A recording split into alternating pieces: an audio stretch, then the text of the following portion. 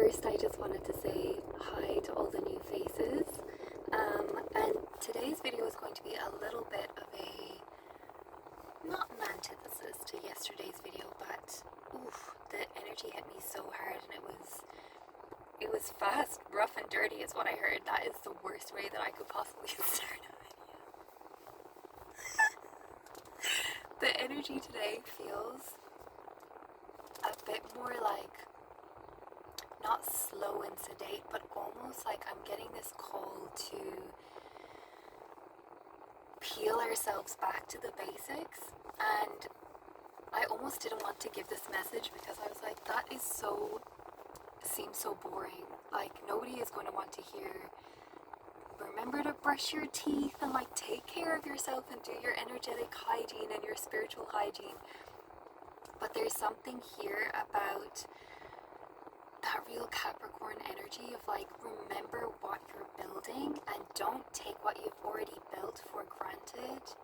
And not that I ever want to put any fear at all, but it's just that there's a little bit of a focus at this point in like making sure that you're like scrubbed up, like making sure that you're not like, oh, those were just habits that I maintained at the beginning of my journey, but now I've come this far and I'm gonna kind of let those habits fall off. So it could be, whatever your practices are, your spiritual practices, your routines, your rituals, everything that you do to keep your body feeling good, everything that you do to keep your mind feeling right, like your mental diet, your emotional well-being, everything that you do to, like keep yourself in tip-top shape almost.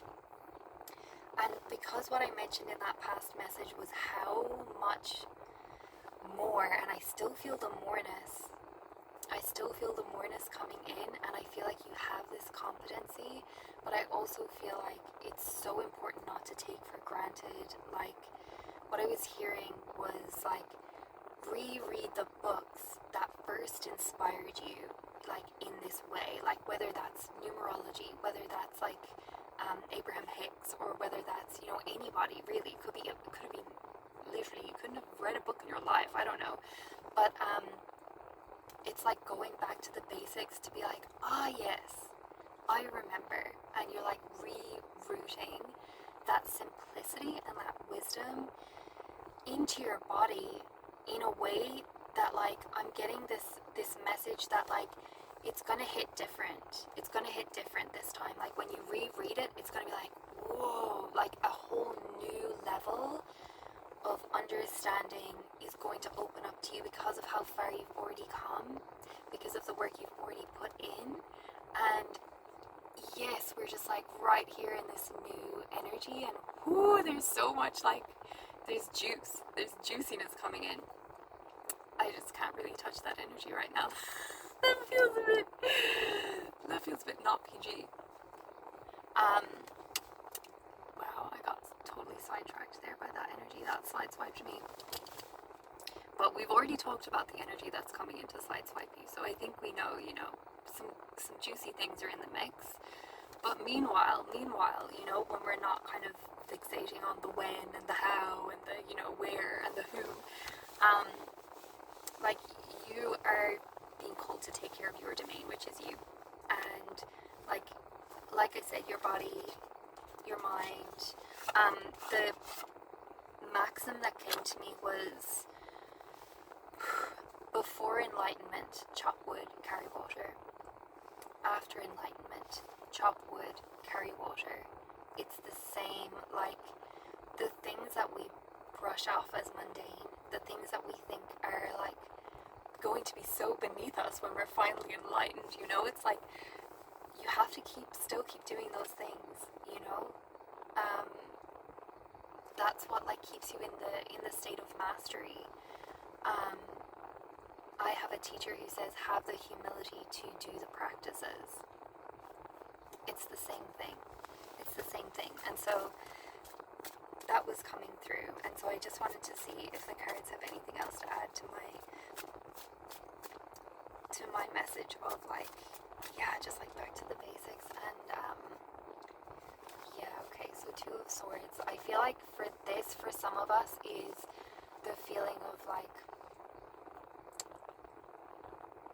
oh, I kind of want to say like, you almost don't want to look at it. You almost want like, I've done the work, I want to, like, it's not like that you want to stop doing the work, but it's almost a feeling of like, do I really have to keep doing the same thing again and again? Like that kind of like disappointment almost. Yeah, like strength in reverse on the bottom of the deck. Like you've been strong for so long. You've been hustling for so long. You've been doing the work for so long. And it's not that like, on the one hand, the work never stops. But on the other hand, does the work really have to be such a burden? Like, can it be an honor for you? Can it be a joy? The world. Like, there's really no sacrifice here. Like, what you are doing to maintain this throne, to maintain this level of spiritual mastery is like, you have already completed everything. There's no way that you could ever like fall back or go back to some of the places that you've been, some of the depths that you've seen inside yourself. And the thing is that because you've traversed all of these deep waters, you know that no matter where you get placed from now on, you have it all in your toolkit. You're able to move your way through anything. You're able to climb your way out of anything. There is nothing, no place that you can be placed that you cannot ascend your way out of, that you cannot alchemize, that you cannot use. Like I was saying, as fuel for your fire. Like, you are the world. You contain all of these multitudes within you now. There is nothing left to attain almost. Like, it's just the realization that you already do contain it all within you. There's no, it's almost like there's nowhere to go. Like, there's nothing to prove. There's nothing to, Seven of Swords, like, this feeling of like, this feeling of like, but what if?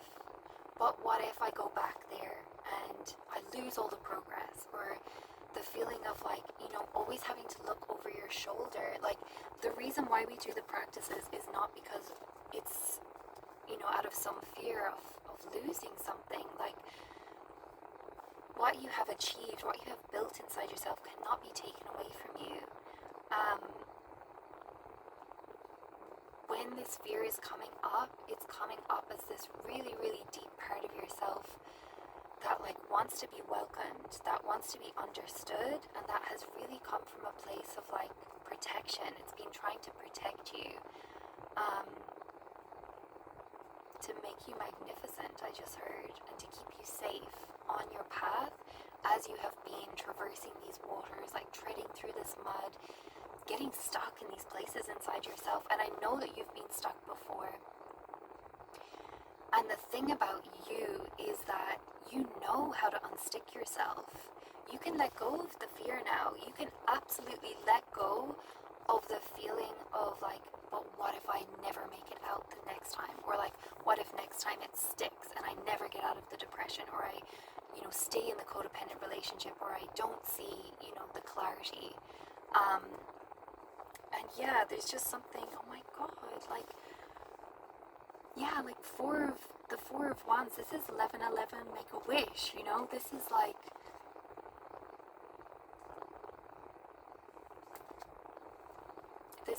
celebration, joy, and happiness. And I feel like,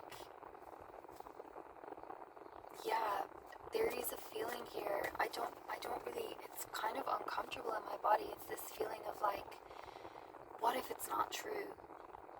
Or what if they lied to me? Or, you know, like there's this doubt that's coming in, and I'm honestly kind of excited to see what you do with this doubt, because like we've been saying, like all of these challenges that come in are a gift. Like all of these challenges that come in, they're not here to prove to you that you're failing. They're not here to prove to you that you know, are going to get it wrong somehow. It's almost this feeling, oh, girl, boy, the sun. Okay? Like, I think I made my point. Like, there's just no room for fear in this card, okay? Like, this cutie little patootie here on the horse, which, by the way, like, the fire of the sun and the horse under here, come on now, the year of the fire horse. I love this. Like, I just heard the word dominion again, and it's so important for you to remember that, like, you are the lover and the beloved and the witness. This came through to me so strongly yesterday. Was it yesterday? Whatever. You have achieved a level of mastery in the role of the lover. Like, you're a lover. Full stop. You've achieved a level of mastery in the witness. You can see yourself in this fear. You can see yourself in this doubt. Like, I have full faith in you that you know how to maneuver your way out of these little mind traps, little pools, little puddles, little like muddy, sticky places that come up inside you. Because guess what? You are human. There will be emotions coming up. There will be sticky places coming up. There will be situations, events outside of your control. Like, the sun is like right here the whole time, no matter what, with that illumination, with that joy beaming through you, into you, from you, inside you. And let me remind you how loved you are. You are so, so, so, so loved. You are so loved. And you are so needed in this world. You are important. You are so important in this world. Like, the light that shines out of you, it's dazzling. It's dazzling. And like, I just heard the word anointed again. Like, I'm trying to find a way to like convey to you the amount of divine support that is available to you at this time.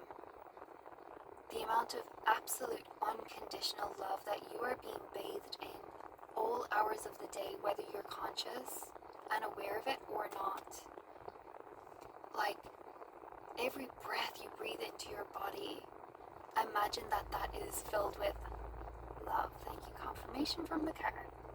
Every breath that you're breathing out, imagine that that is filled with love. Like, breathe in love, breathe out love. And the thing about this kind of love, the love that I'm talking about, this is not like the love between a man and a wife, you know, like, you know, whatever, gender roles aside. This is like, I'm talking about the love of the universe here. I'm talking about the entire universe loves you. Like, if you can't even comprehend that. We cannot comprehend the amount of love that is fueling us, that is supporting us, that we are bathing in at every single moment of the day. And I mean, you can get close to it in like moments of deep meditation, or like possibly if you're like deep in the flow state, if you create. There's a sensation as well. If you're a parent, you might have tasted that really unique, divine, and unconditional love as well. But I mean, it's sort of just something that is so majestic. It goes beyond words.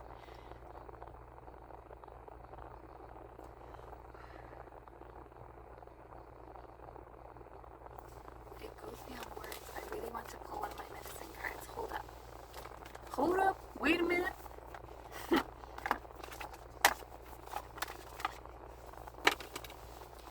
I just got a message that, like, reminding yourself how loved you are is also one of the, like, the basics that you need to be maintaining on a daily basis. You need to be finding some way to remind yourself, I am worthy, I'm loved, whether it's invocations, affirmations.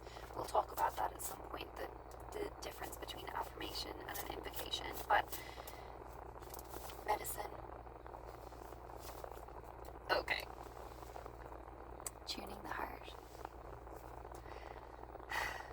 boundaries, insight, pure potential. This card like freaking loves you guys, okay? It comes out like comes out 9 times out of 10 for this collective, okay? And this card is the culmination of this deck. It's the last card in the deck. This card is literally saying like, I could not possibly give more love to you. This is the like highest message that this deck could possibly spit out at you at this point in time, and it's just echoing exactly what I'm saying, which is like boo boo, boo boo, boo boo. Like there's so much love available to you right now.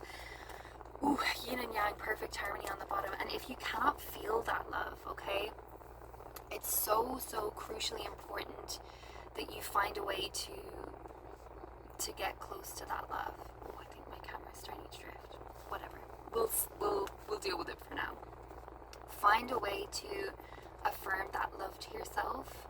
Find a way to like brainwash yourself into feeling loved, because this is the next stage of mastery. Honestly, you've mastered the lover, you've mastered the witness, and now it's time to master the beloved. And this might be your hardest task yet, in a way, because like cracking yourself open and letting that love in, like welcoming that love, being receptive to that love, being open to receive with an open hand, 2 open hands, like, even though this might be the most tender, the most challenging thing that you have had to face yet, it's also going to be the most rewarding. And this is the thing that makes everything fall into place, really. Like, I'm hearing the final countdown, like this is the end game, you know. Being able to receive love, being open to receive love,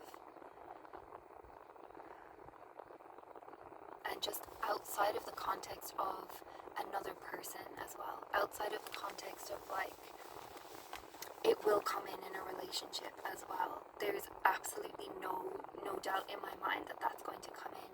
Wow, did it just get really bright? But outside of the context of a relationship, like flexing that muscle, that capacity that you have to receive love is so crucial and important. I'm being told to read something that I wrote for you guys the other day. I'll just read a little bit because it's long.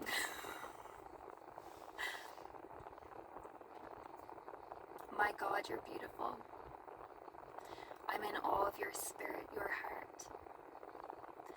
And you are so loved in immensely benevolent, powerful, unending ways.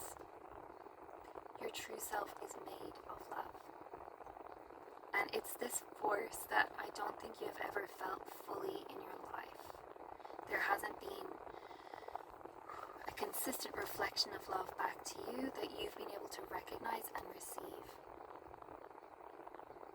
I think that's really important. I think that's so important in this next chapter, is being able to recognize the love that's being reflected back to you through other people, through incidences, through synchronicities, and just opening your mind, opening yourself to receive more love. Tune yourself in to like look for it, look out for it, seek it out in your world. She does not want to stay on my shoulder today, does she? And the miracle that you are, you love hard. It pours out of you, you can't even help it. I'm speaking to a lover. You're obsessed with your friends, your family, or your chosen family, even your pets. And when you love someone, you love hard. So why is it so difficult, my love, to believe that somebody would love you that hard? Why is it so hard to accept that same amount of love that you are just, you have it in spades, whatever the phrase is. You just got buckets and buckets of this love. And like, you just like fall down 7 times, stand up 8 kind of person. Like you have this resilience and this bounce back, and it's just like this love, just like you're like one of those balloons, you know, like kind of like it's like fold over and like reinflates, and you're just like, I'm back. I'm like, this love just like nothing can keep you down, you know? You've got too much love to give. And guess what? That's how much love that you are destined to receive. You're destined to receive that love. So start now if you haven't already started with pouring that love into yourself, especially if you feel like, you know, where's my person, you know, or where's my tribe, where's my family, whatever the case may be. Start pouring that love into you and practice receiving that love from yourself, because it's tricky. It's tricky at the start if you're not used to it. And, you know, you know how to love. You know how to love. So practice loving yourself. If you have not been loving yourself, actively loving on yourself up until this point, let's keep it PG, folks. Come on now. You need to learn and practice how to love yourself, okay?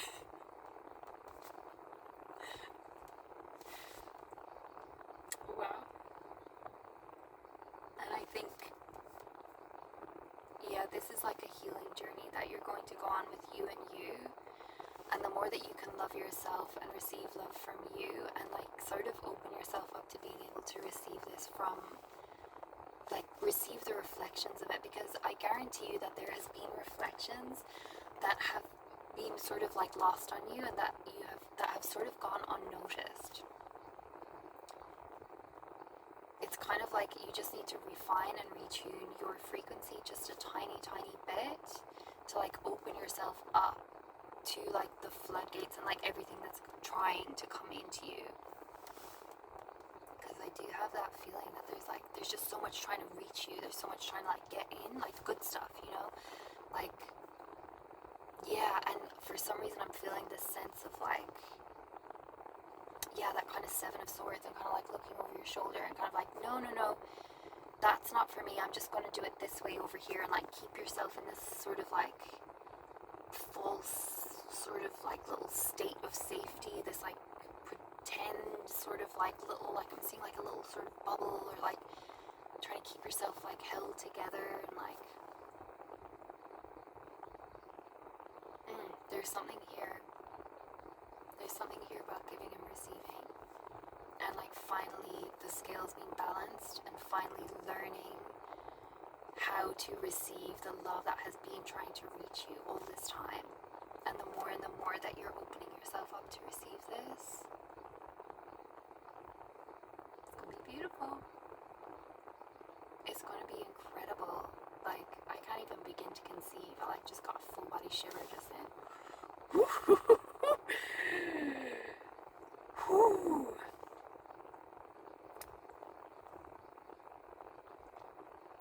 Do you even realize how insanely lovable you are? How easy it is to love you? How delectable you are? You're the prize, you're the trophy. I'm like reading my little thing. This is what I wrote.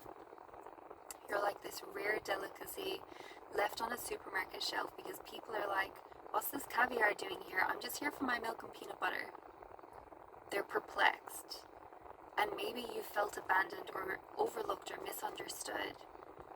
Honey, you are rare. Like, you're not supposed to be in a milk and peanut butter kind of love story, okay? You're destined for the finer things. Let that sink in. You're cut above, you're premium, you're exquisite, okay? You're out of most people's price range. People can't afford you, okay? People are like, what's that doing here? That's unusual, but like, you know, you should be in a museum. You should be in Harrods, you know?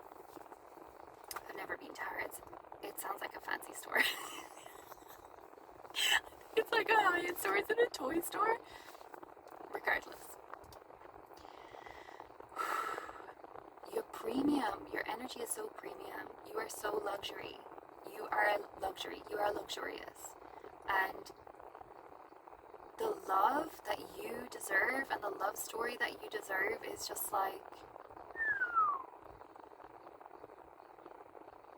it's like pristine, it's delectable, it has this like nectar, golden nectar quality to it. You know, it's not your general like run-of-the-mill PB&J sandwich, you know, which there's nothing wrong with a bit of peanut butter and jam, you know, but I'm just hoping that I'm like coming back to that kind of Capricorn energy from the start. Like, I think it's like sometimes tiny incremental changes that we make consistently, that can somehow start to like batter down the doors of resistance that we have, that start to like break open the walls of our heart. I love you, I love you, I love you, I love you, I love you, I love you, I love you, I love you. You know, keep going. Don't stop the loving, because I know you have as much loving in you as it takes for you to realize that you are loved. So don't stop. Don't stop trying to love yourself, okay? And when you finally break through, when you finally soften, when you finally crack that sucker open, woohoo!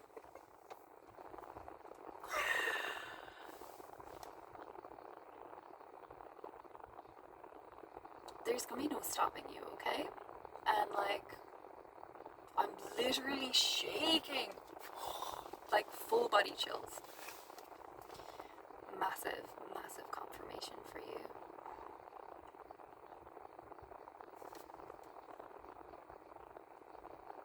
I'm keeping you guys all in my heart. I had a big flock of birds just fly up right in front of me. That's wild. Birds have been like, okay, that's the message. I'm gonna ramble for a second. Oh, they're coming right at me. Oh my gosh. Wow, they just flew right overhead. Birds have been strong messengers for me recently. I just had a walk on the beach the other day, and this seagull swooped down out of nowhere, and it was like, just flew down right in front of my face. It was like, ah! And like flew up again, and then flew down again, like right in my face, and kind of like cawed and like kind of swooped over my head and up again. It was like coming right in front of me, and I was like, this is unusual. And I was on like a pretty crowded beach. I wasn't doing it to anyone else around me. It just like came down, and then this other seagull came, and suddenly there was this flock of them, and they were all coming and like kind of cawing at me and swooping up again and coming and like kind of trying to like drive me back the way that I came. And it was just the most random thing. I was like, oh, I wonder if they have a nest here. But they don't nest in that area of the beach. They nest like up on the cliffs. There's no nesting site there. There's nothing that they're particularly like protecting or anything. It was just this totally bizarre phenomenon, and they like kept coming and kept swooping, and I kind of like veered off, and they veered with me. And then eventually I was like, do you want me to turn around? I literally asked a seagull out loud, my friend, do you want me to turn around? And it just like swooped me again, and I was like, okay, well, I'm just going to presume that the seagulls are like letting me know that I don't need to continue up this beach. Maybe there's someone up here I don't want to run into or whatever. And I like turned my fishy tail around and swam straight on through to Sydney, like went back the way I came. And as soon as I turned around, they like gave me like one more swoop, and then they all backed off. It was the wildest thing ever. And there was like other people walking up the beach. They didn't swoop a single other person. There's other people around me. It was random. Still don't know what that was about, but yeah, I got seagull swooped. I think sometimes we just don't know as well. Like, you just sort of have to trust, like, oh, maybe that's something that I'll never know. That's like going to be an eternal mystery now to me. But I do have my same teacher that says, have the humility to do the practices. She also says, if you ignore the poke of the matchstick, you get the brick in the back of the head. So I love that phrase too, and I'm trying to be more of a person who listens to the poke of the matchstick rather than letting it get to the stage where I get a brick in the back of the head. So if you know, you know. I'm gonna leave it there, because otherwise I'll keep going all night. Okay, thanks for spending some time with me, and yeah, I'll see you really shortly in the next one. Blessings, peace, old fam.